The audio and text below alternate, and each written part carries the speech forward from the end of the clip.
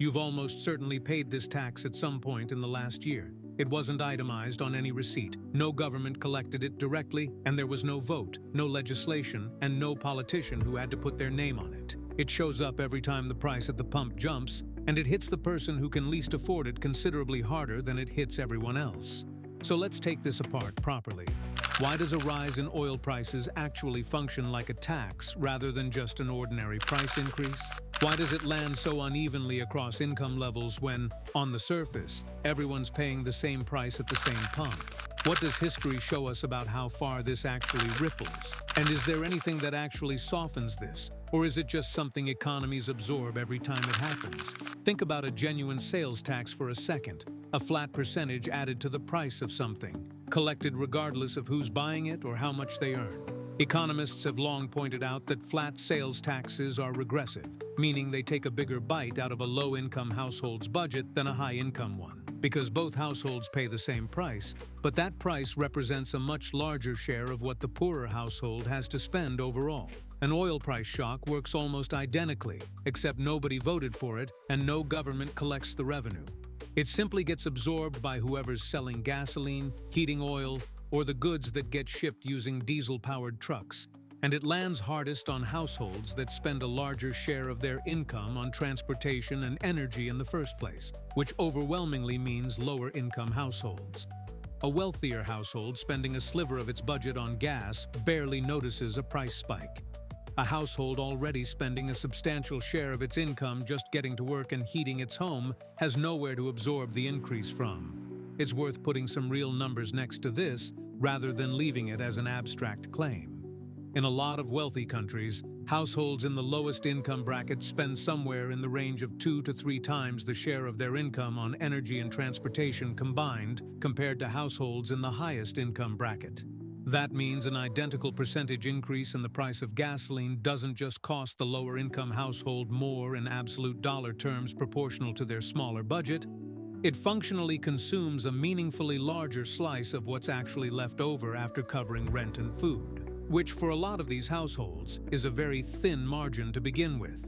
The 1970s oil shocks are the clearest historical illustration of just how far this ripples once it starts. When oil prices roughly quadrupled following supply disruptions in the early part of that decade, the effects didn't stay contained to gas stations, shipping and heating simultaneously, which pushed up prices broadly across the economy, while growth stalled at the same time.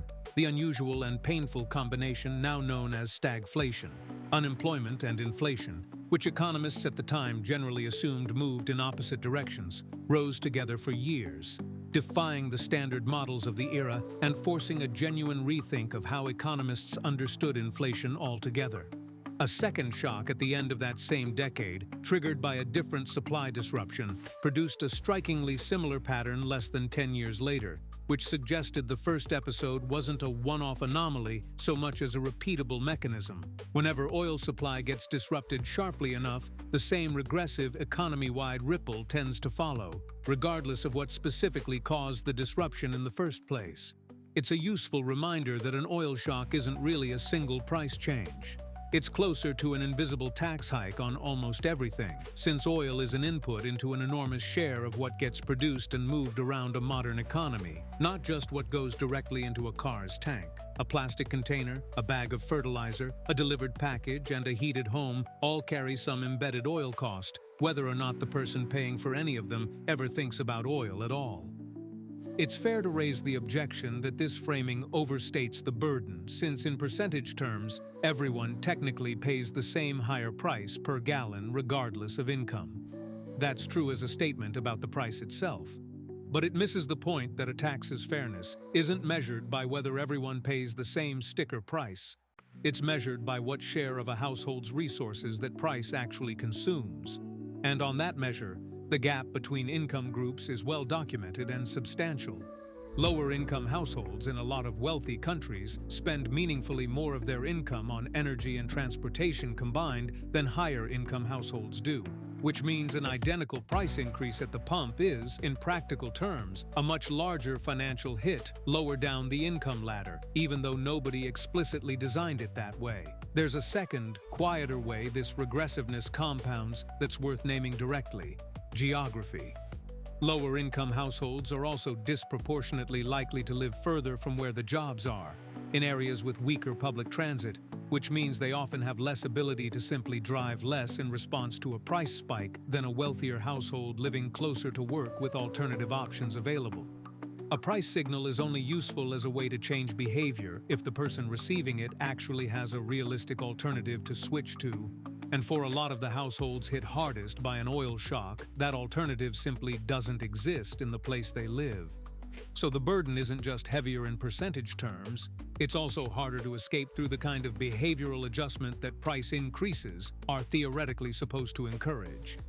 The genuinely uncomfortable part of all this is that, unlike an actual tax, there's no legislature to repeal it, and no obvious political lever to pull when it happens, since the price is typically set by global supply and demand, well outside any single government's control.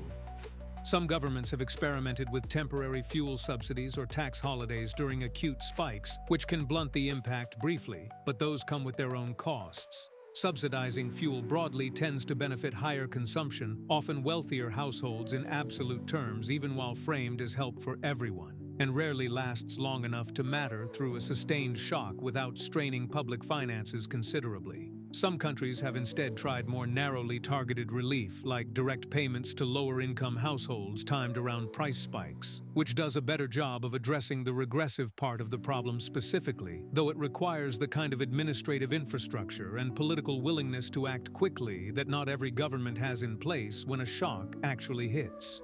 It's also worth zooming out past wealthy countries for a moment, because the regressive pattern found within a single country's income distribution repeats itself at the level of entire nations, too. Oil-importing developing countries typically spend a considerably larger share of their total export earnings and foreign currency reserves on energy imports than wealthy oil-importing countries do, which means the same global price shock that's merely painful for a commuter in a wealthy country can be genuinely destabilizing for the government budget of a country that has to import nearly all its fuel. A sustained oil price spike can force these governments into a painful choice between letting domestic fuel prices rise sharply, which hits their own lower-income populations hardest exactly the way described above, or spending scarce foreign currency reserves to subsidize prices, which comes at the cost of other public spending or a weaker currency. So the same mechanism operates in miniature within a household budget and in aggregate within a national one, at every scale in between. There's also a monetary policy dimension that makes the regressiveness worse still, worth mentioning even briefly. When an oil shock pushes broad inflation up, central banks typically respond by raising interest rates to cool the economy back down, which is a reasonable tool for taming demand-driven inflation, but a considerably blunter one for inflation caused by a supply shock nobody chose. Higher interest rates raise borrowing costs on everything from credit cards to mortgages, which again tends to land hardest on households with the least savings cushion and the most reliance on borrowing to smooth over a bad month. So a single oil shock can end up taxing the same vulnerable households twice over, once directly through the price of fuel and everything embedded with it, and a second time indirectly through the higher borrowing costs used to fight the inflation the shock itself caused. What seems fairly clear is that oil price volatility functions as one of the most regressive, least visible forms of economic burden that wealthy economies routinely experience, precisely because it never gets labeled as a tax, never appears on anyone's pay stub, and never has a clear villain to blame, which might be exactly why it keeps happening without the kind of political reckoning an equivalent tax increase would almost certainly provoke.